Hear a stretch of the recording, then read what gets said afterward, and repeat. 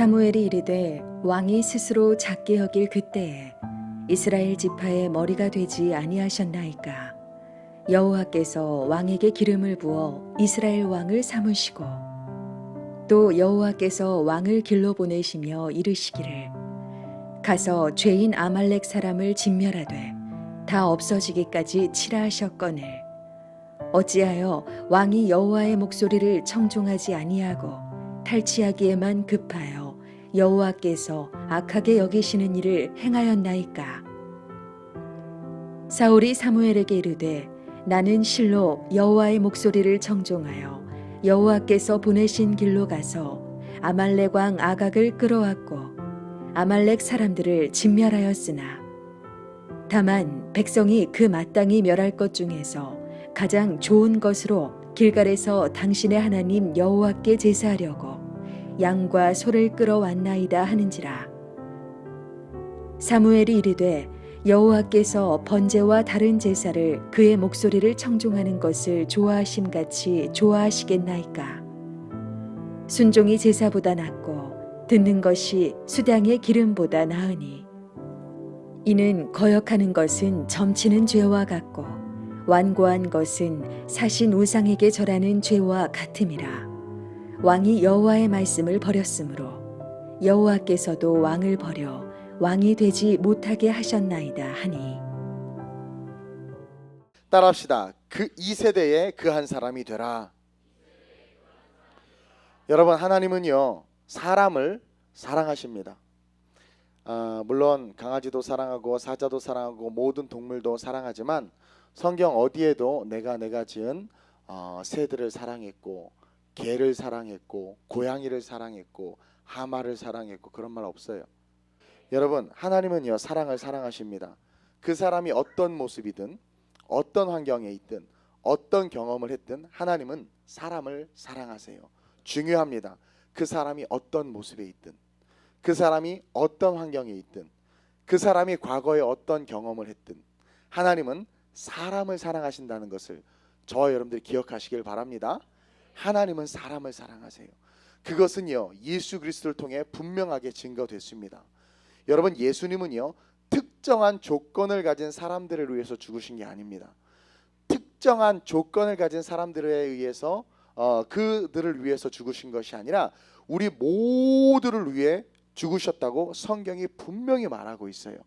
이것이 하나님이 사람을 사랑하신다는 가장 강력한 증거입니다. 모두를 위해서 죽으셨어요. 요한복음 3장 16절에 하나님께서 세상을 이처럼 사랑하셔서 외아들을 주셨으니 이는 그를 믿는 사람마다 멸망하지 않고 영생을 얻게 하려는 것이다 라고 성경이 이야기하고 있습니다. 여러분, 조건은 단 하나예요. 조건은 단 하나입니다. 뭐예요? 이는 그를 믿는 사람마다, 이는 저를 믿는 자마다, 이는 그를 믿는 자마다. 우리가 갖고 있는 환경이나 살아온 경험이나 지금 내가 가진 물질이 아니라 조건이 너무나 간단하다라는 거. 예수님은 잘나고 똑똑하고 아름다운 사람들, 특정한 몇몇 사람들, 이스라엘이라고 불리는 어떤 민족을 위해서 오신 하나님이 아니라 누구든지 그를 믿는 자, 어떠한 조건도 없어요. 어떠한 경험도 없습니다. 그저 예수 그리스도를 믿는 자, 그 자를 위해서 우리 모두를 사랑하시기 때문에 너무나 누구나 지킬 수 있는 너무나 쉬운 조건, 예를 들어서 재산이 얼마가 되고 외모가 얼마나 되고 어떻게 된 그런 자들만을 위해서 오신 주님이 아니라 모두를 위해서 오셨다라는 거죠. 이는 그를 믿는 사람마다, 너무나 누구나 할 수 있는 너무나 쉬운 조건입니다. 부모나 환경이나 학벌이나 경험이나 가진 것과는 전혀 상관없이 너무나 쉬운 나의 선택에 의해서 우리는 예수의 사람이 될 수 있다라는 거죠. 그것이면 족한 거예요. 이는 저를 믿는 자마다, 믿으면 되는 거예요. 믿으면 우리는 그 하나님의 무한한 사랑을 받을 수 있는 존재가 되는 겁니다. 그래서 우리로 하여금 하나님은요 사랑하는 우리가 죄에 대해서 사는 삶이 아니라 이제 예수와 함께 위대한 일을 하는 삶으로 일어나길 원하는 거예요. 그 예수와 함께 위대한 삶으로 일어나길 원하는 사람의 조건이 없다라는 거예요. 조건이 없다라는 거예요. 이는 저를 믿는 자마다, 이는 저를 믿는 자마다. 예수를 믿는 그 순간 우리는 우리의 삶의 환경이나 경험이나 내가 배운 학벌이나 그런 것과는 상관없이 우리 한 사람은 어떤 존재가 될 수 있냐면 위대한 존재가 될 수 있다는 거예요. 여러분, 여기에 놀라운 진리가 있습니다. 세상은 우리를 학벌과 경험과 가진 것들로 규정하지만 주님은 그런 것으로 우리를 규정하지 않는다라는 거예요. 따라서 여러분들은요, 사람들을 함부로 판단하고 정죄하고 사람들에 대해서 여러분들이 평가해서는 안 됩니다. 그 사람이 이는 저를 믿는 자가 되면 어떻게 돼요? 상상할 수 없는 위대한 사람이 될 수 있다라는 거예요. 그래서 서로 존중하고 사랑해 줘야 된다라는 겁니다. 고린도후서 5장 15절에 그가 모든 사람을 대신하여 죽으심은 살아있는 자들로 하여금 다시는 그들 자신을 위하여 살지 않고, 그들 자신을 위하여 사는 게 뭐예요? 에덴의 축복을 잃어버린 삶입니다. 하나님과 상관없는 삶입니다. 저주의 삶입니다. 리얼하게 말하면 먹고 사는 문제에 묶여있는 삶을 말하는 거예요. 그가 모든 사람을 대신하여 죽었는데 왜 그 예수님을 믿는 우리가 경제라는 문제, 먹고 사는 문제, 세속과 세상에 묶여 사냐라는 거죠.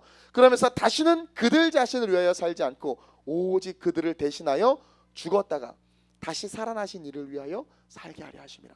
여러분, 놀라운 진리가 담겨 있어요. 오직 그들을 대신하여 죽었다가 다시 살아나시니 누구예요? 누구예요? 그 예수 그리스도를 위하여 산다라는 게 뭡니까? 여러분, 예수님은 위대하신 분입니다. 그 예수님과 함께 위대한 삶을 살게 하신다라는 거죠. 이제 죄에 대해서 사는 삶이 아니라 예수와 함께 위대한 일을 하는 삶으로 하나님께서 우리가 일어나기를 원하셔서 예수 그리스도를 주셨다라는 거죠. 우리는 성경에서 자주 가끔 또 시대별로 아주 이상한 성도들을 볼 수 있어. 성경에서 아주 이상한 목사들이 성경에 나와요. 아주 이상한 사람들이 나와. 그 대략 3000년 전에 이스라엘의 왕 아합이요, 장가를 갑니다. 장가를 가는데 아내를 잘못 만났어. 당시 이스라엘은 주변국들이 자꾸 쳐들어오니까 이 아합 왕이 나름 자기의 나라를 보호하겠다고 시돈 사람의 왕 엣바알의 딸 이세벨을 아내로 맞이합니다. 여러분, 남자는 여자를 잘 만나야 됩니다. 남자는 여자를 잘 만나야 돼요. 여러분, 결혼은요 절대 조건으로 이루어져서는 안 됩니다. 내 아들이 어떤 여자를 만나고 내 가정에 어떤 며느리가 들어오느냐가 그 가문을 결정지어 버립니다. 여하튼 이 아합은요 조건을 가지고 결혼했어. 내가 저 엣바알, 저 시돈 사람의 딸을 데려다가 내가 아내를 삼으면 장인이 내 나라를 치겠어? 장인이 사위를 치겠어? 그래서 이세벨의 컨디션, 외모 아무것도 보지 않고 조건으로 데리고 와서 결혼을 했어요. 그렇게 해서 결혼을 했어. 근데 여러분, 조건으로 하는 결혼은 결국 나라와 가정을 망치게 돼 있습니다. 오늘날 조건 가지고 결혼해서 행복하게 사는 사람 봤어요? 혼수 문제 가지고 싸우는 결혼은요 절대로 행복할 수 없습니다. 근데 여러분 보세요. 왜 망했냐면 이 여자가 자기만 온 게 아니라 자기가 섬기는 귀신을 데리고 온 거야. 이 이세벨이. 믿는 가정 만나야 됩니다. 믿는 가정 만나야 돼요. 그래서 믿지 않는 자와는 멍해를 같이 하지 말라고 그랬어요. 어쨌든 이 여인이 여인만 온 게 아니라 바알 선지자들과 아세라 선지자들과 온갖 이방신들을 가지고 이스라엘로 들어와 버린 거죠. 이스라엘로 들어와 버린 거예요. 그 일로 인해서 이스라엘이요 온통 우상을 섬기고 이스라엘 백성들이 타락하고 음행하고 온갖 이스라엘 백성들이 다 하나님 앞에 범죄하는 상황에 이른 거예요. 이때에 하나님은요 엘리야라는 한 사람을 택합니다. 오늘날로 따지면 목사죠. 주의 종이죠. 그래서 그에게 뭐라고 말하냐면 이제 이스라엘은 수년간 비도 이슬도 없을 거다. 그런 저주를 내려요. 이제 다시는 이 땅에 내가 비를 주지 않을 거라는 거예요. 이슬조차도 주지 않을 거라는 거죠. 그 여러분 3년 반을 이스라엘 백성들이 가뭄에 시달렸는데 여러분 우리 뭐 가을 가뭄, 여름 가뭄, 요 잠깐의 가뭄에도 얼마나 우리가 고통을 받아요. 근데 3년 반이라는 지역에 그 더운 중동에서 그 가뭄과 아침에 새벽에 이슬도 내리지 않는 그 고통을 받는다는 건 여러분 이로 상상할 수가 없습니다. 삶이 피폐해지고 막 그러니까 모든 사람이 죽어나가기 시작하는 거예요. 여러분 죄의 삶은 피폐해지는 것밖에 없어요. 그런 상황에서 사르밧이라는 곳에 한 과부가 살았는데 가뭄에서 그 가뭄 때문에 힘들어서 버티다가 안 되겠다 해서 이제 결단을 하나 합니다. 자기 아들과 함께 마지막 남은 밀가루로 떡을 해서 먹고 죽어야 되겠다. 그래가지고 밖에 나가서 나뭇가지를 주워다가 이제 불을 지펴서 이제 마지막 가루 하나 우리 떡 해먹고 자식하고 같이 내가 자살해야 되겠다. 동반 자살이죠. 동반 자살해야 되겠다고 결단하고 나뭇가지를 줍고 있었어. 근데 이때 엘리야 선지자가 그 가정에 신방을 가는 거예요. 가서 가만히 보니까 나무를 줍고 있는 거예요. 그래서 뭐하니 물어보니까 아들하고 마지막 남은 가루로 기름하고 가루로 떡해 먹고 죽으려고 자살하려고 지금 준비하고 있다고. 그러니까 엘리야가 뭐라 그래요? 야, 그 떡 날 줘라 그러는 거야. 그 떡 날 줘라 그러는 거예요. 세상에 요즘에 목사가 신방 가서 세상에 찢어지게 가난한 집에 가가지고 한 끼 먹고 그러니까 엄마가 음식 준비해서 자식 한 끼 먹고 죽이려고 하는데 그거 나 대접하라 그러면 그 목사가 제정신입니까? 그치, 아주 이상한 목사야. 근데 그 정신 나간 목사가 가서 야, 너 그거 남은 떡 하나 해서 나 갖고 와. 근데 이 성도도 정신 나간 성도예요. 해다 줘요. 아무 말 없이. 요즘 같으면 여러분들 어떻게 했어요? 주의 종 잘 만나야 된다고, 교회 잘 가야 된다고, 이게 주의 종이 다 주의 종이 아니라고, 저게 말이 돼? 저게 인격적이야? 저게 도덕적이야?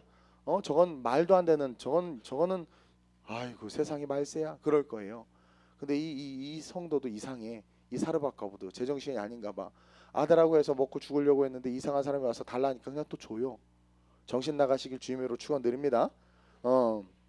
여러분, 정말 이상한 성도, 이상한 목사죠. 근데 여러분 보세요. 그래서 그냥 갖다 대접을 해.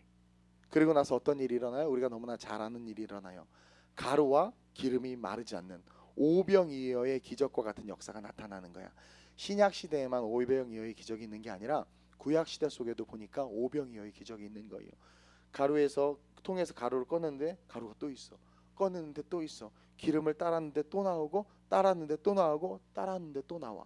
이상한 성도와 이상한 목사가 만나서 이상한 짓을 했는데 이상한 일이 나타났죠. 오늘날 이 세대에 이런 사람들이 되어야 될 줄로 믿습니다.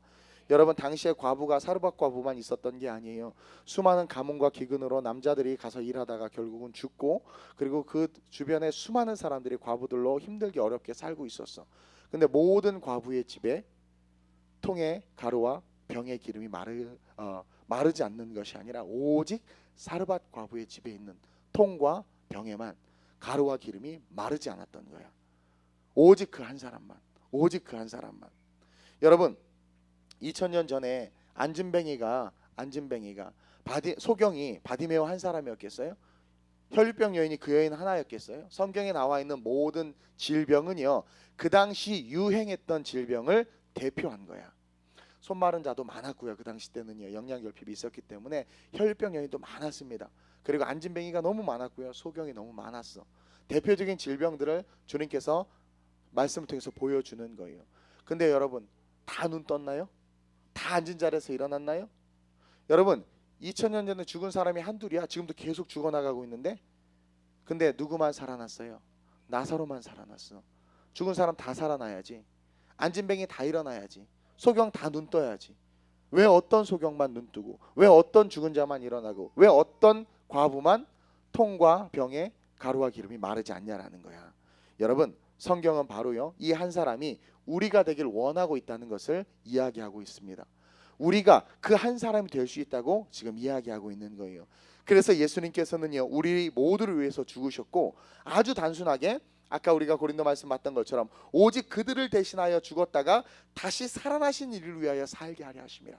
사르밧 과부가 하나 해먹고 아들하고 죽으려고 그랬는데, 죽지 마라, 내가 죽을 거야. 네 죄 때문에 내가 죽을 거야. 넌 먹고 살아라라는 거예요. 근데 뭘 먹고 살으라는 거예요? 기적을 먹고 살으라는 거야. 하나님의 능력을 먹고 살으라는 거야. 너 이거 먹고 아들하고 죽으려고 그랬지? 하나님 앞에 바치라는 거예요. 너 이거 바치면, 너 이거 드리면 내가 너로 하여금 기적을 먹고, 내가 너로 하여금 하나님의 능력을 먹고, 내가 너로 하여금 하나님의 축복을 먹고 살게 하리라. 하나님께서 그래서 예수 그리스도를 대속물로 우리에게 주신 겁니다. 오직 그들을 대신하여 죽었다가 다시 살아나신 이를 위하여 살게 하려 하심이라. 즉, 우리가 이 세대에 예수님의 복음의 능력을 누리면서 기적을 체험하면서 성경에 나오는 그 한 사람이 되라고 성경은 지금 이야기하고 있는 거예요. 누구나 될 수 있는 거예요. 오직 그를 믿는 자마다 누구나 될 수 있는 겁니다. 저와 여러분들이 이 세대의 그 한 사람이 됐으면 좋겠어요. 저는 작은 영역이지만 이 세대의 그 한 사람이 되고 싶어서 선교 티를 입고 이 시간 이 앞에서 여러분들에게 복음을 전하는 것이고, 이 세대 속에서 그 한 사람이 되고 싶은 거예요. 돈 없이도 목회할 수 있고, 세상에 줄되지 않고도 목회하고, 오직 주님의 은혜만을 바라보면서 먹고 살 수 있음을 보여주고 싶은 거예요. 여러분, 세상이 주는 것이 아니라 하나님께서 주시는 기적으로 인생을 살고자 하는 그런 마음의 결단이 있어야 될 줄로 믿습니다. 이 세대에 그한 사람이 되기 위해서는요, 여러분 첫째로 순종을 배워야 합니다. 여러분, 순종을 배워야 돼요. 제가 순종하라 명령하지 않았어요. 배우세요. 순종 배우세요. 배워야 돼요. 하면 배우면 할 수 있게 돼요. 배워야 됩니다. 여러분, 쉽게 되지 않아요. 순종 배워야 돼. 예수님을 보고 배우고요, 말씀을 보고 배워야 됩니다. 그리고 그 말씀이 시키는 대로 해야 돼. 오늘 열왕기상 17장 9절에 너는 일어나 시돈에 속한 사르밧으로 가서 거기 머물라. 내가 그곳 과부에게 명령하여 내게 음식을 주게 하였느니라. 보세요. 이 사건이 일어나기 전에 하나님께서 어떻게 하셨어요? 이미 사르밧 과부의 마음에 감동을 주셨어. 여러분, 우리가 예수 믿고 신앙생활하면 성령은 항상 우리의 마음에 감동이라는 걸 주세요. 좀 부담스러워서 그렇지, 그 감동이 때때로는 사르밧 과부 마음속에 감동이 이미 있었던 거야. 그가 선지생도를 알아봤고 선지자를 알아봤어요. 자기도 먹고 살기 힘들고 어려운데 마음속에 이거 드려야 되겠다는 마음, 하나님께 이미 주신 감동이에요. 근데 아니나 다를까 나 좀 줘 그러는 거죠. 거기에 사르밧 과부가 어떻게 했어요? 순종했다라는 거야. 순종했다라는 거야. 아니, 어떻게 보면 지금 떡 먹고 죽으려고 하는데 와가지고 꼬마한테 삥 뜯는 것도 아니고, 죄송합니다, 그걸 달랠 수 있냐 이거야. 달랠 수 있냐. 근데 엘리야도 뭐야? 하나님의 마음을, 음성을 들은 거예요. 가서 달래라. 엘리야도 가서 달래라. 여러분 생각해 보세요. 먹고 죽겠다는 집에 가서 그거 나 달라고 하는 말이 쉬운 말이에요? 여러분, 주의 종도 그런 말하기 쉽지 않아요. 그 말하는 거 쉽지 않아요. 근데 하나님께 주신 감동이면 말해야 되는 거야. 성도도요, 그거 갖다 바치기 쉽지 않아요. 근데 하나님께서 감동을 주시면 갖다 바쳐야 되는 거야. 이상한 목사와 이상한 성도가 만났어. 그래서 이상한 일이 일어났잖아. 여러분, 이 여인 순종 보세요. 이 여인 순종. 14절 16절의 말씀을 보면 이스라엘 하나님 여호와의 말씀이 나 여호와가 비를 지면에 내리는 날까지 그 통에 가루가 떨어지지 아니하고 그 병에 기름이 없어지지 아니하리라 하셨느니라. 그가 가서 엘리야의 말대로 하였더니 그와 엘리야와 그의 식구가 여러 날 먹었으나 여호와께서 엘리야를 통하여 하신 말씀같이 통에 가루가 떨어지지 아니하고 병에 기름이 없어지지 아니하니라. 여러분, 이 시대에 그 한 사람이 되려면 시키는 대로 순종할 수 있어야 돼요. 순종할 수 있어야 돼요. 그가 가서 엘리야의 말대로 하였더니, 순종하니까 그 3년 반 가뭄의 시대에 유일하게 통의 가루와 병의 기름이 마르지 않는 기적을 체험하는 단 한 사람이 된 거야. 오늘 우리가 읽은 본문에 보면 22절에 우리가 너무나 잘 아는 말씀이 나오죠. 말씀 봅시다. 본문 열왕기상. 사무엘이 이르되 여호와께서 번제와 다른 제사를 그의 목소리를 청종하는 것을 좋아하심 같이 좋아하시겠느냐. 하나님께서 가장 좋아하시는 게 뭐래요? 하나님의 목소리를 청종하는 거야. 그러면서 뭐라고 말합니까? 순종이 제사보다 낫고 듣는 것이 수양의 기름보다 나으니. 잘 듣고 순종하라는 거야. 잘 듣고 순종할 때 그 어떠한 제사보다도 하나님께서 기뻐하시고, 잘 듣고 순종할 때 이 세대에 그 한 사람이 될 수 있다라는 거죠. 제가 그냥 이 세대에 그 한 사람이라고 확장시켜 놓은 건 사르밧 과부에게 가장 필요했던 건 가루와 기름이었어요. 나사로에게 가장 필요했던 건 무덤에서 나오는 거였어요. 우리의 삶에 가장 필요한 게 뭘까요? 우리 주님은 분명히 아십니다. 그것을 주시기 위해서, 또 그것을 얻기로 원한다면 저와 여러분들 어떻게 해야 된다라는 거예요. 순종하고 들어야 돼. 잘 듣고 순종해야 된다라는 거예요. 순종이 제사보다 낫다는 말을 절대로 경히 여겨서는 안 됩니다. 절대로 경히 여겨서는 안 돼요. 성경에 수많은 문득병자들, 가난한 자들, 수많은 소경들, 그러나 그 중에 하나님의 기적을 이룬 단 한 사람들은 바로 순종의 사람들이었어. 실로암에 가서 눈을 씻고 일어나라고 할 때 벌떡 일어나고, 가라고 할 때 간 자들, 잘 들은 자들, 들은 대로 순종한 자들. 잘 듣고 순종하면 이 세대에 그 한 사람이 될 수 있습니다. 여러분, 이 타락한 세대 속에서 승리를 주시길 원하시는 주님은 간절히 우리에게 지금 말씀하고 계세요. 순종하라, 순종하라. 내가 너를 그 한 사람이 되게 하리라. 순종합시다. 순종을 배웁시다. 그리고 둘째로 이 세대에 그 한 사람이 되기 위해서는요, 여러분 인내해야 돼요. 인내해야 합니다. 여러분, 순종하지 못하면 나타나는 특징이 뭔 줄 아세요? 인내하지 못해요. 순종하지 못하면 신기하게 인내하지 못해. 근데 순종하면 인내합니다. 순종하면 인내한다라는 거죠. 오늘 본문의 이 사울 왕은요 순종하지 못했어요. 하나님께서 이길 수 없는 전쟁을 이기게 하셨습니다. 그리고 뭐라고 말했냐면 모든 걸 다 죽이라고 그랬어요. 거기에는 너무 좋은 송아지, 너무 좋은 염소, 너무 좋은 가축들이 많았어. 근데 하나님 뭐래? 가차없이 죽이래. 여러분 세상 생활하다 보면 너무 좋은 세상의 물질, 너무 좋은 세상 것들 보이죠? 보이죠? 근데 하나님 뭐래? 가차없이 죽이라고 그래. 근데 사울 왕이 어떻게 해요? 안 죽여. 안 죽이면서 뭐라고 말하냐면 다 죽였다고 그래. 근데 이거 무슨 소리냐 했더니 이거는 우리 백성들이 하나님 앞에 길갈에 가서 제사 드리려고 따로 모아놓은 거다. 하나님께서 따로 모아서 제사 드리라고 그랬어요? 다 죽이라고 그랬어. 다 죽이라고 그랬어. 근데 사울 왕은 어떻게 했어요? 자기 생각으로 구별한 거야. 구별한 거야. 순종하지 못한 거야. 근데 이 순종하지 못한 그 모습의 근원이 뭐냐면 이 사울은요 어떤 사건을 또 하나 저지르냐면 하나님께서 사울을 버린 핵심적인 사건인데 그가 전쟁을 하기에 앞서서 사무엘을 기다려야 됐어.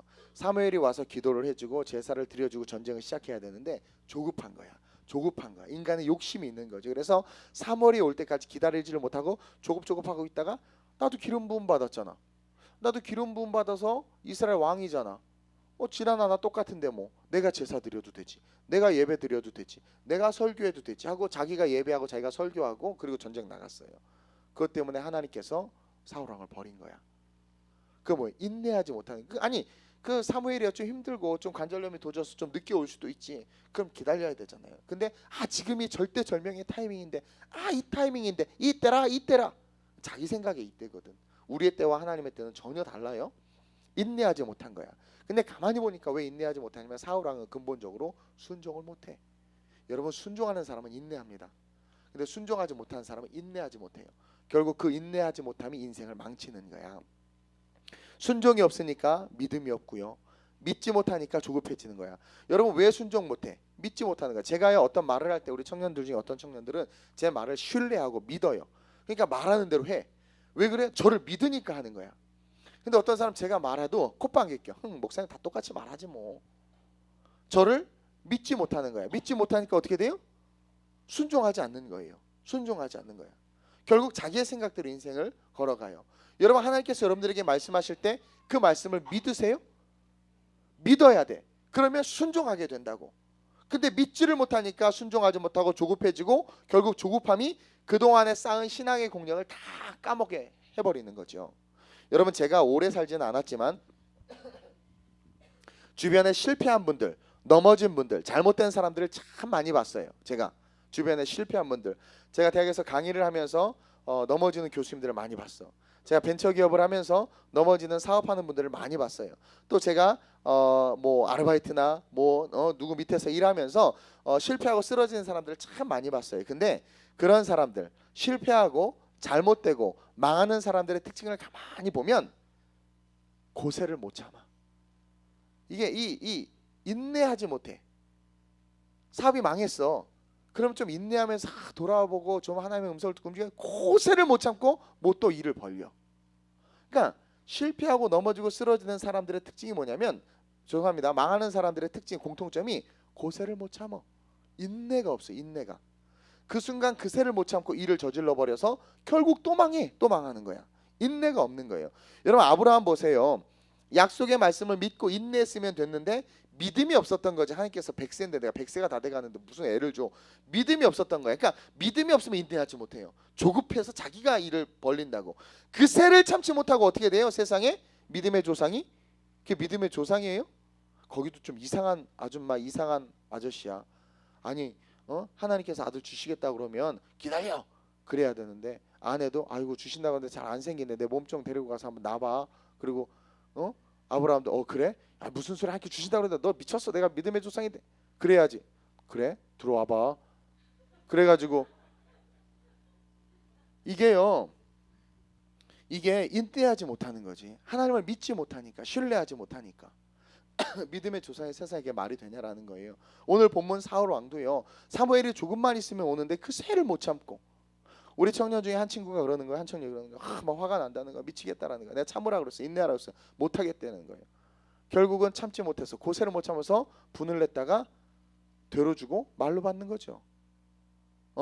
조금만 참고 인내하면 되는데 인내하지 못해서 사람을 죽이고, 인내하지 못해서 하지 말아야 할 말을 하고, 인내하지 못해서 가지 마야 할 곳을 가고, 결국 인내하지 못해서 망하는 거죠. 그것 때문에 얼마나 많은 사람들이 고통을 당해요. 요즘에 인내심이 없잖아요. 화나면 그냥 확, 얼마 전 어제 뉴스 보니까 해머로 쳐서 여직원을 죽였더만. 이게 다 인내하지 못해서, 참지 못해서 그러는 거야. 인내할 수 있어야 돼. 인내할 수 있어야 돼. 인내할 수 있어야 돼. 순간에 자기의 감정을 풀려다가 아주 오랜 시간 인내하지 못한 것 때문에 더 고통을 받는 거죠. 여러분 성경 보세요. 야고보서 1장 4절 함께 읽겠습니다. 시작.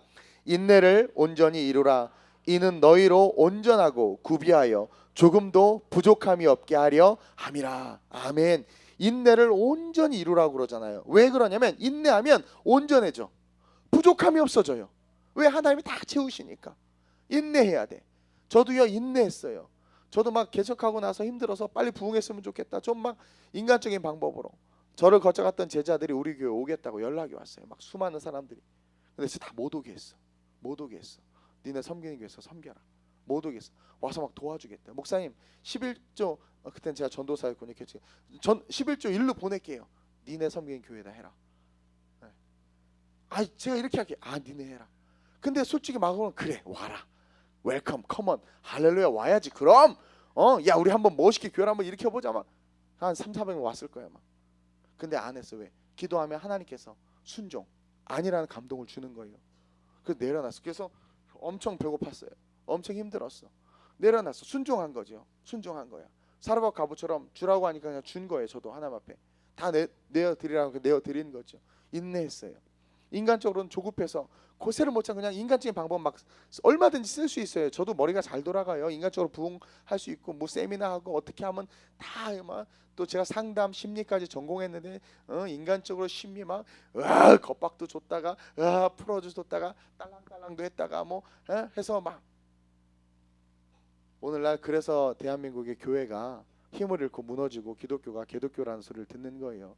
목사님들의 성전 건축에 다 미치고 경제 논리가 교회의 핵심 논리가 돼버리고 돈 있으면 우대받고 돈 없으면 교회 안에서도 서러움 받는 게 오늘날 이 죄송합니다 미친 이 세대의 현상이라는 거죠. 뭐예요? 하나님 앞에 순종하는 마음을 잃어버렸고 인내하는 마음을 잃어버린 거예요. 조급한 거야. 조급병이 든 거야. 다 조급병이 든 거야. 자기 감정 처리가 우선인 거야. 그러니까 망하는 거예요.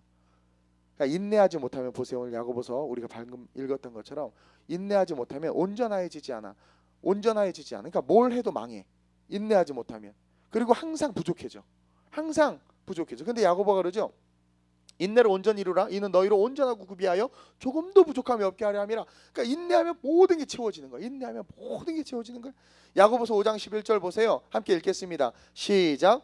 보라 인내하는 자를 우리가 복되다 하나니 너희가 욥의 인내를 들었고 주께서 주신 결말을 보았거니와. 자 주께서 주신 결말이 뭐예요?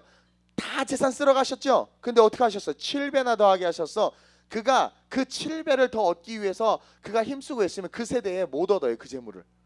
근데 잠깐의 고난을 견뎠더니 인내했더니 자기의 일평생 얻을 수 없는 재물에 7배나. 그러니까 여러분 그 부자였어. 엄청난 부자였어요. 그 부자의 그 갖고 있던 자산의 7배가 더해지는 건 그의 인생에 할 수 없는 거야.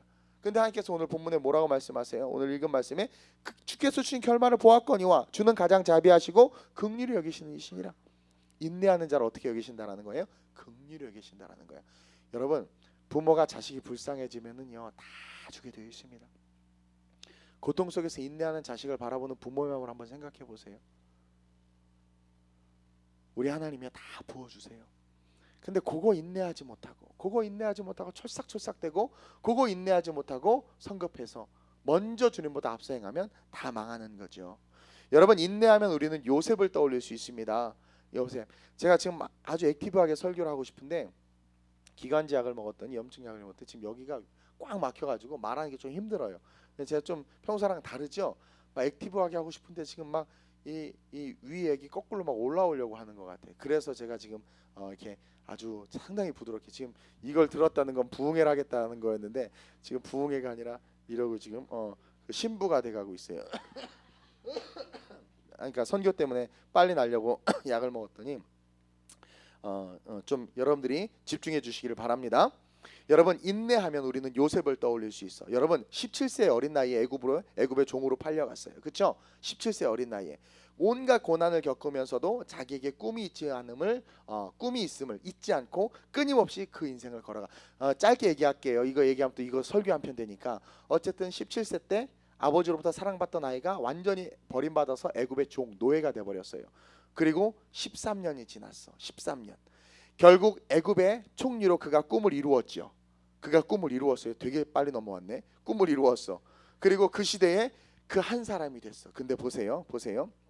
그가 애굽의 총리가 되기에 클라이막스의 사건이 한 가지가 있는데 그게 뭐냐면 그가 온갖 보세요. 온갖 시련을 당했잖아. 형한테 팔리고 이상한 아줌마가 란제를 입고 나와가지고 막 꼬시는데 도망갔다가 억울하게 옥에 가고 옥에서도 온갖 같은 그래서 계속 인내했어. 근데 단 한 번도 불평불만하지 않았어요. 계속 인내한 거야. 왜? 꿈이 있으니까. 그러니까 인내하면 하나님께서 우리가 읽었듯이 긍휼히 여기시는 거야. 인내하면 온전함을 이루게 하시는 거야. 그러던 어느 날 떡 맡은 관원장과 술 맡은 관원장이 감옥에 온 거죠. 근데 꿈을 꿨어. 그래서 감옥에 앉아서 할 일 없으니 꿈 얘기했더니 요셉이 꿈을 딱 해몽해줬어. 떡 맡은 관원장 넌 죽었어. 넌 떡 될 거야. 술 맡은 관원장 넌 다시 복직될 거야. 그런 거죠. 근데 정말 아니나 다를까 얼마 있다가 떡 맡은 관원장은 그 참이슬이 아니라 그 뭐예요? 형장의 이슬로 사라지고 술 맡은 관원장은 복직이 된 거죠. 복직이 된 거야. 여러분 그 술 맡은 관원장은요 상당히 높은 지위에 있는 겁니다. 왕의 술을 다시 먹는 거기 때문에 신뢰하는 사람이거든요. 그래서 복직이 된 거예요. 근데 요셉이요 성경 어디를 봐도 비굴한 적이 단 한 번도 없었거든요. 비굴하게 누구에게 청탁을 하거나. 근데 이 약은 왜 이렇게 입이 마르게 하는지 모르겠네. 그 누구에게 청탁을 하거나 부탁을 한 적이 없어. 내가 봤을 때 우리 장로님 그러실 것 같아. 저도 누구한테 부탁하고 싸바싸바 이래본 적이 별로 없어요. 한 번도 그러지 않았어. 요셉이 누구에게도.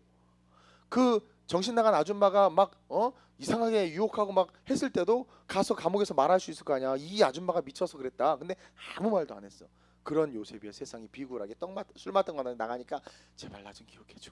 이제 좀 인내 한계가 왔는지 당신이 왕 앞에 가거든 나를 기억하사 날 좀 꺼내주세요. 난 죄가 없어요. 이렇게 비굴하게 유일하게 딱 한 번 이야기해. 그 술 맡은 관원장에게. 근데 세상에 믿을 사람 하나도 없어요, 여러분. 술 맡은 관원장 그 은혜를 받았는데도 불구하고 딱 나가서 지삼 좋아지니까 새까맣게 감옥의 일은 잊어버린 거죠. 완전히 버림받았어. 2년 동안 요셉은 인내해야 됐었어.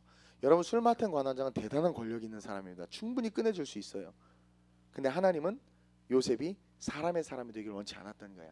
그래서 그나마 기대를 가졌던 것 하나님께서 완전히 무참히 무너뜨리시고 2년을 더 묵히시는 거야. 인내하게 하시는 거야. 근데 그때 요셉 나이가 28살이었어요. 그리고 그러던 어느 날 2년이 지난 어느 날 바로가 꿈을 꾼 거지. 그래서 꿈에 대해서 고민하다가 막 대신들 앞에 내가 이런 꿈을 꿨는데 미치겠다. 누구 해석할 사람 없냐?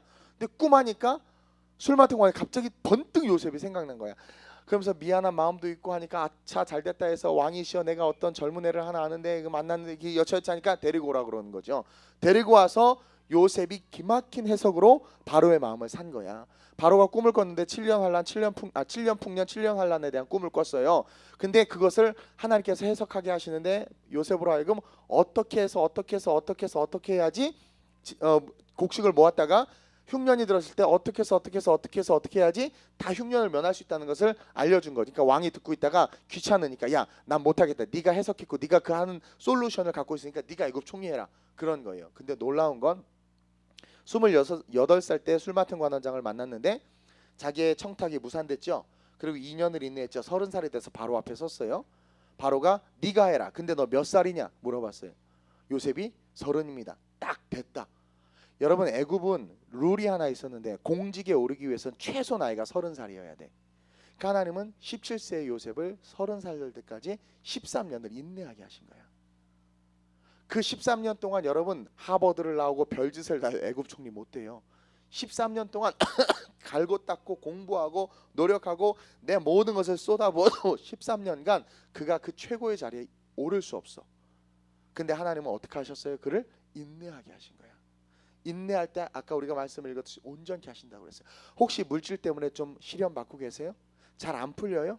여러분 주님 안에 있으면 그것이 인내 과정인 줄로 믿으시길 바랍니다.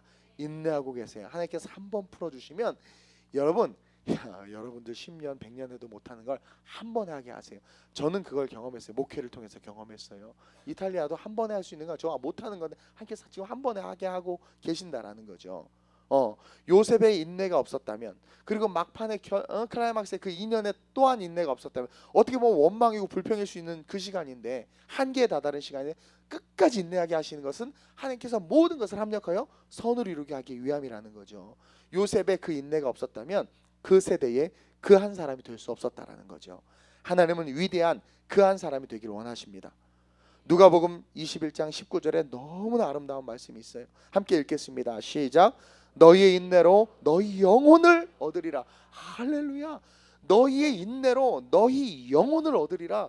영혼이 잘된 같이 범사가 잘되고 강건하다고 그러죠. 모든 것을 얻는 거예요. 너희의 인내로 너희의 모든 것을 너희가 얻을 수 있다라는 거예요. 할렐루야. 여러분, 인생이란 그 어느 한 날을 위해서 준비되는 거예요.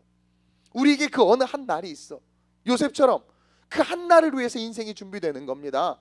따라서 우리에게 인내가 필요해요. 우리에게 주시는 그 주님의 날, 그 한 날을 위해서 그 축복을 기대하면서 인내하길 우리 주님이 원하시고 우리는 인내해야 돼.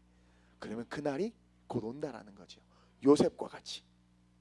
그리고 마지막으로 이 세대의 그 한 사람이 되기 위해서는요, 여러분, 고난을 바라보는 태도를 바꿔야 돼. 따라합시다. 고난을 바라보는 태도를 바꾸라. 앞으로 설교 때 나만 얘기하지 않는 방법이 있군요.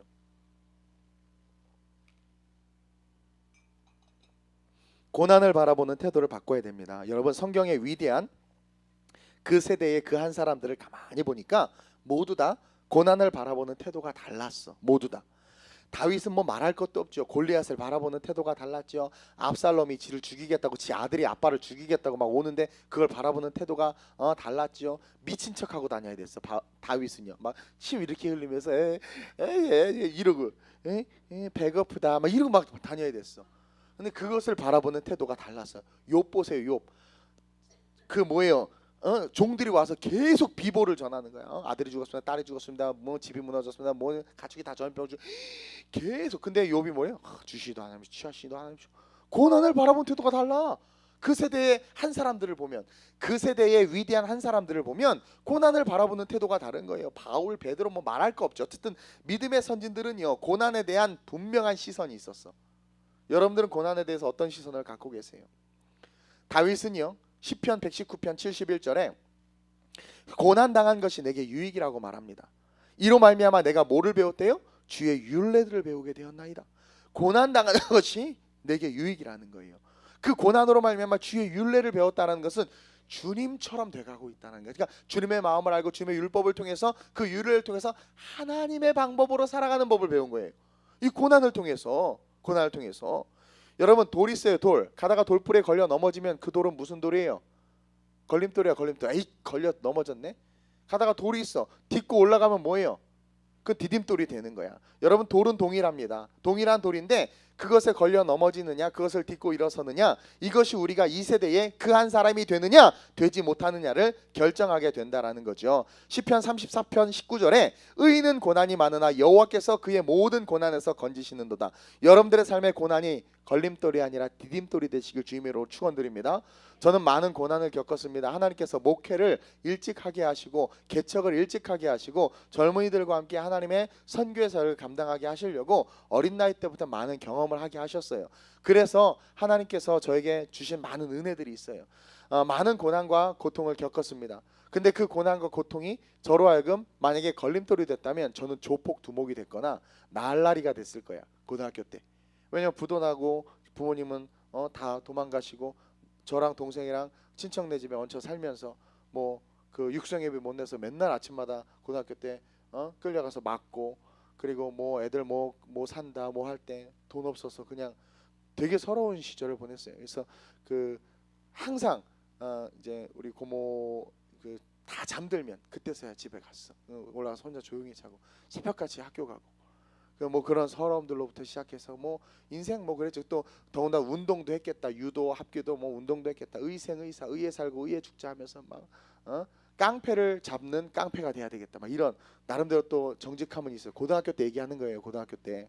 예? 그래서 죽도록 맞고 막 17대 1로 싸우고 뭐 좀 뻥은 하긴 했지만 막 하여튼 그래서 세상으로 흘러갈 뻔했어.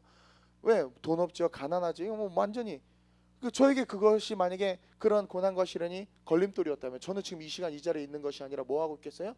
믿는 놈들 핍박하고 교회를 파괴하고 막 다단계 사업 펼쳐서 다른 놈 피 빨아먹고 그리고 뭐예요 막 그 뭐 하여튼 사기치고 막 그랬을 거야. 근데 그 고난을 저는 걸림돌로 쓰지 않고 디딤돌로 쓴 거죠. 디딤돌로 쓴 거죠. 여러분 우리의 삶에 많은 고난이 있어도 그 고난 가운데 능히 이기게 하시는 주님이 계심을 바라보고 그것을 딛고 일어서면 저와 여러분들은 그 세대에 이 세대에 그 한 사람이 될 수 있다라는 거죠. 보세요. 저는요 이 말씀이 위로가 됐던 게 시편 34편 19절이 위로가 됐던 게 내가 의인인가 보다. 고난이 겁나 많았거든. 그러니까 여러분 말씀을 잘 읽어야 돼. 고난이 많으면 감사해야 돼. 야 내가 의인인가 보다. 제가 전에 한번 설교했죠. 말씀에 의미를 부여하라고. 그게 레마의 말씀이라고. 하나님께서 어떤 설교 말씀을 통해서 감동을 주면 그건 내 말씀이다 믿어버리는 거예요. 내가 너를 복주고 복주며 내가 너를 번성케 하고 번성케 하라. 저는 그것을 제가 아멘하고 내 말씀 이랬어요. 의미를 부여했어. 그래서 어딜 가도 막 힘들어도 나는 조금 있으면 복 받을 사람이야. 두고 봐. 하나님께 나에게 복 주신다고 그랬어. 내가 너를 복주고 얼마 복 주시면 두 번이나 더블로 말씀하셨다고. 그 말씀을 붙잡았어요. 그때 정말 복 주셨어. 한 번의 인생을 바꾸셔서 정말 여러분 90년대 초에 연봉 1,000만 원 쉬운 거 아니에요, 여러분? 그렇게 하나님께서 세우셨어 저를. 연봉 1,000만 원이 아니라 1억 2천. 여러분 쉬운 거 아니에요. 쉬운 거 아니에요. 연봉 1,000만 미애야 잠이 확 깨니? 연봉 1,000만 원? 그래 너 놀면서 자면서 녹음해도 그 정도는 벌지요. 주일 일부 예배죠 우리가 지금. 그렇게 하나님께 세우시는. 그래서 말씀을 딱 붙잡으니까 내게 되는 거예요. 그래서 나는 의인가 보다. 고난이 많으니까. 그리고 그 모든 고난에서 분명히 건지신다고 그랬어요. 그러니까 죽지 않아. 제가 그러잖아요. 늘 죽지 않는다고. 내가 한강에 빠지면 어떡하라고 그랬어. 가만히 있으라고 그랬어. 고난이라는 한강에 빠지면 가만히 있어요. 발이 땅에 닿을 때까지 가만히 있어요. 발이 땅에 딱 닿으면 그냥 걸어서 와. 그럼 올라오게 돼 있어. 거기서 고난 속에서 죽겠다고 허우정 치면 물 먹고 죽어요. 가만히 있어요. 가만히. 잘 올라가야 된다고 그랬어. 이 양쪽으로 가야지 수직으로 가면 계속 죽어. 잘 가야 돼. 그러니까 눈은 뜨고 고난 속에서 눈은 떠야 돼. 눈은 뜨고 이쪽이구나 하고 올라가면 돼. 그 모든 고난에서 건지시리라. 여러분 사로박 과부 보세요. 가난해서 그 가난에 죽겠다고 마지막 떡 구워 먹고 죽겠다고 하는데 그 떡 달라는 정말 어이없는 이거 고난이에요. 고난. 어떻게 보면 고난의 절망에서 그 마지막 그거 하나 먹고 죽겠다고 하는데 그것까지도 빼앗아가는 그 삶의 시련과 고난이 왔다고. 근데 그것을 걸림돌로 여기지 아니하고 디딤돌로 딛고 일어나서 그래 너 먹어라. 많이 먹어라. 어차피 죽을 거 우리 안 먹고 죽어도 되니까 너 먹어라 하고 준 거죠. 그것을 걸림돌이 아니라 디딤돌로 딛고 일어나니까 통의 가루와 병의 기름이 마르지 않는 축복을 누린 거예요. 하나님께서 우리에게 때로는 힘든 요구를 하셔도 여러분 그것을 거침돌로 걸림돌로 여기지 마세요. 그것을 힘들어하지 마세요. 그럼 하나님의 그 말씀이 걸림돌이 돼버리는 거예요. 힘들어하면 말씀이 걸림돌이 돼버려. 힘들어하면. 근데 힘들어하지 않고 받아들이면 그 말씀 어떤 말씀을 하셔도 그것을 딛고 아멘하고 그냥 딛고 일어서면 그 고난을 통해서 우리는 상상할 수 없는 축복을 받게 돼요. 축복을 받게 된다라는 거예요. 저에게도 하나님께서 세상에 잘 나가고 있었는데 다 내려놓고 주의 종의 길을 가라고 할 때 엄청나게 많은 핍박이 있었어요. 저에겐 그게 걸림돌이었어요. 그때 얼마나 잘 나갔었어요. 잘 모르나요 저를? 하여튼 막 그때 그랬었는데 다 내려놓고 신학한다니까 집사인 우리 어머님도 신앙도 좋고 하지만 너 지금 나중에 가고 해라. 그래서 내가 집사가 그런 소리 하면 어떡하냐고 막 그러니까 집을 못 사는 거 아니냐고 내가 그러면서 막 뭐라 그랬어요. 집사님이면 집사님답게 기도하고 아들이 주의 종의 일을 한다 그러면 기도해주고 밀어줘야지. 지금은 갈 만한 때가 아니에요. 돈 좀 모아놓고 가고 벌어놓고 가고 엄마 용돈 좀 주다 가고 그 무슨 집사가 그런 소리 하냐고 이제 막 그랬었어요. 근데 그게 어떻게 보면 저에게 좋은 것들을 다 내려놓고 신학의 길로 간다는 것이 쉽지 않은데 하나님께서 그 고난을 주셨을 때 제가 그것을 거부하지 않고 디딤돌로 딛고 일어선 거예요. 그래서 저는 지금 너무 행복하고 제가 지금 이렇게 목회를 하고 여러분들하고 선교 다니고 하는 것들에 대해서 늘 하나님 앞에 감사하고 있습니다. 여러분, 하나님께서 네 거 다 버리고 나의 길을 가라 할 때 그것이 여러분 각자에겐 어떤 모습으로 하나님께서 말씀하실지 모르지만 어떤 말씀을 하실 때 딛고 일어나세요. 제발 거부하지 마시고. 그러면 욥처럼, 우리 욥의 고난 보잖아요. 7배나 더하는 축복이 임한다라는 거죠. 하나님의 그런 어떤 불의한 시험 속에서, 욥 봐요. 불의한 시험이고 하나님의 불의한 시험. 하나님이 마귀랑 딜한 거야. 마귀하고 시험하면서 그것 때문에 욥만 죽어난 거예요. 자식들을 다 잃어버렸다니까. 근데 그 하나님의 불의한 시험이지. 어떻게 보면 그것을 원망을 하고 거침돌을 선택한 것이 아니라 그 시험 속에서 하나님의 뜻이 있음을 믿고 이 욥이 딛고 일어난 거죠. 다윗 보세요. 평생 하나님을 위해서 살았잖아. 평생 하나님을 위해서 살았는데 지긋지긋한 고난이 끊이질 않았다고. 근데 원망과 불평이 아니라 감사와 찬양으로 그 고난을 다 딛고 일어선 거죠. 그래서 위대한 시편을 지었잖아. 여러분, 시편을 읽다 보면 눈물이 날 때가 한두 번이 아니에요. 시편을 읽다 보면 그가 고난이 없었으면 그런 시편 못 썼지. 우리 지희가 다윗의 영성이 있나 봐요. 요즘 황지희가 페이스북에 시를 올리는데 감동을 받아. 막 고난이 있나 봐. 병원에 많은 고난이 있나 봐. 그러니까 그 고난을 다 믿음으로 받으니까 글이 달라져. 신앙이 깊어지는 거죠. 고난을 딛고 이랬어. 근데 고난을 에이 짜증나, 이 뭐야 도대체 내가 이렇게 기도했는데 막 불평불만하면 동서사방에서 마귀가 달라들어서 덕지덕지 다 붙어버리는 거예요. 그럼 고난을 딛고 일어서길 바랍니다. 고난은 우리를 강하게 합니다. 이 세대에 하나님의 그 한 사람이 되게 하는 가장 강력한 도구가 고난이라는 거죠. 우리 내일 이제 선교를 떠납니다. 우리 선교팀원들은요, 오늘 이 말씀에 바로 그 한 사람이 돼서 떠나야 돼요. 제가 세 가지를 이야기했죠. 순종의 사람이 돼야 된다고 그랬습니다. 인내의 사람이 돼야 된다고 그랬어요. 그리고 고난을 디딤돌로 딛고 일어서는 사람, 고난에 대한 시선이 바뀌어야 돼. 그런 사람이 되어야 된다고 그랬습니다. 그리고 우리는요, 또 내일 세상 속으로 들어가서 직장에서 또 일을 하고 사업을 하고 사람들을 만날 거야. 삶과 싸워야 될 거예요. 내일부터 아름다운 우리의 모든 성도들은요, 이제 순종의 사람이 되는 겁니다. 순종의 사람이 되는 거. 이 사르밧 과부처럼 순종하는 거야. 이 오늘 본문에 나와 있는 그 어리석은 이 사울왕처럼 불순종하는 게 아니라 순종하는 거야. 순종이 제사보다 낫다고 그랬어요. 그리고 인내하는 거야. 어떤 고난이 오고 어떤 시련이 오도 인내하는 거야. 제발 고세를 못 참고 뭔가를 벌리지 마세요. 고세를 못 참고 하고 싶은 막 다 쏟아내지 말라는, 인내하라는 거야. 인내하라는 거야.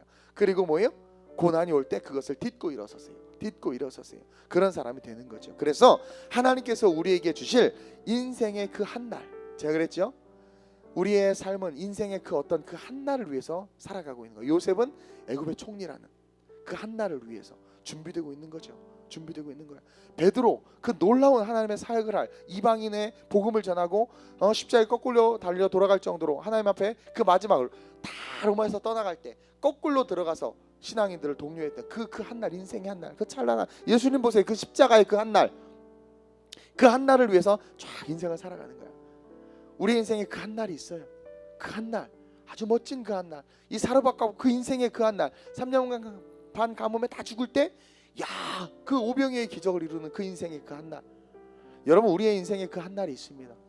그 한 날을 위해서 저와 여러분들 순종하고, 욥 보세요. 욥처럼, 요셉처럼 순종하고 인내하고 고난에 대한 시선을 탁 바꿔가지고, 고난 컴온 환난은 인내를, 인내는 연단을, 연단은 소망을 이루게 하려는 줄 너희로 알게 하려 함이라 믿고 고난을 딛고 일어서서 정말 이 세대의 그 한 사람이 됐으면 좋겠어요. 저는 이 세대의 그 한 목자가 되고 싶어요. 여러분들은 이 세대의 그 한 성도들이 되세요. 우리 좀 사르밧 과부처럼 이상한 성도들이 좀 됩시다. 나도 엘리야처럼 이상한 목사가 될게. 제가 말한 이상한 것은 세상이 봤을 때 이상하지, 하나님이 봤을 땐 지극히 단순한 거야. 왜? 내가 시켰잖아. 시키는 대로 하는 거죠. 하나님 시키신 대로 하는 거야. 그냥 하나님 시키신 대로 하는 거예요. 그게 세상이 보면 좀 이상해. 근데 십자가의 도가 멸망하는 자들에게는 미련한 것이요, 하나님을 믿는 우리에게는 하나님의 능력이라. 아멘. 그 능력인 거예요. 그러니까 세상이 보기 이상해져야 돼. 맨날 교회 가고 맨날 기도하고 어쩜 저러나 저 이상함. 근데 그 이상함이 천국에서는 하나님의 기쁨인 거예요. 기쁨. 하나님의 기쁨인 거예요. 왜 설교 끝날 때 되니까 여기 다 났지 갑자기? 그 처음부터 했으면 막 부흥했을 텐데. 할렐루야. 하나님께서 저로 하여금 겸손하라는 거죠. 여러분, 이 세대의 그 한 사람이 됩시다. 하나님은 지금 찾고 계세요. 오늘 보세요. 22절에 23절에 이는 거역하는 것은 점치는 죄와 같고, 여러분 우리가 순종하지 않고 인내하지 않으면 점치는 죄와 같대. 우상 섬기는 거. 이 여러분 점치는 게 뭐야? 하나님의 뜻대로 순종하지 않는다는 건 내 뜻대로 움직인다는 것이고, 내 뜻대로 움직인다는 건 점치는 거야. 점치는 거야. 인생 아무것도 없는 거 믿고 산다는 거지. 우상에게 절하는 죄와 같음이라. 여호와의 말씀을 버렸으므로 여호와께서도 왕을 버려. 여러분 순종하지 않으면 하나님께서 버리십니다. 여호와의 말씀 우리가 버린 거잖아. 그 불순종인 말씀을 버리는 거잖아요. 결국 왕이 되지 못하게 하셨나이다 하고 사울은 모든 것을 잃어버리죠.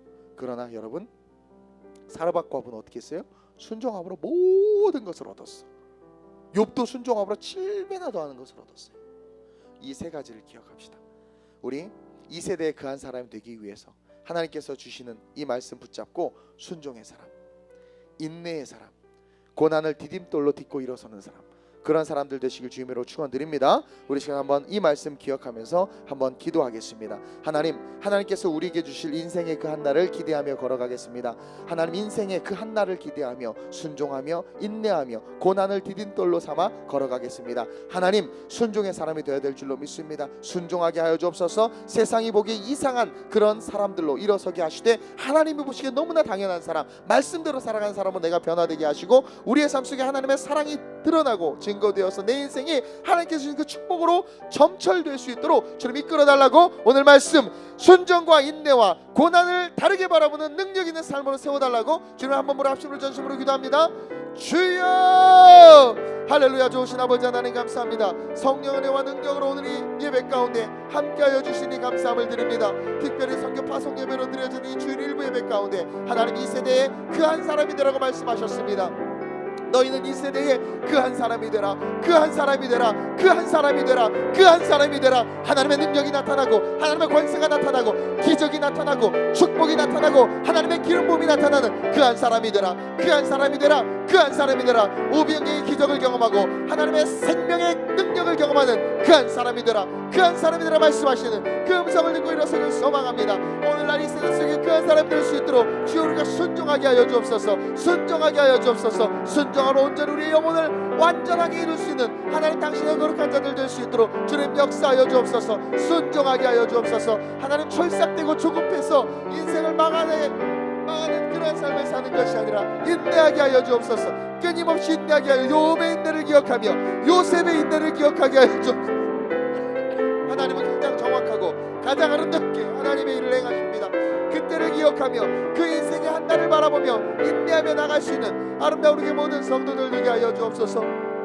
삶의 고난이 없을 수 없습니다. 삶의 고난이 없을 수 없습니다. 그 고난을 불만하면 우리는 그 고난이 걸림돌이 되고 거침돌이 돼서 실족하고 넘어집니다.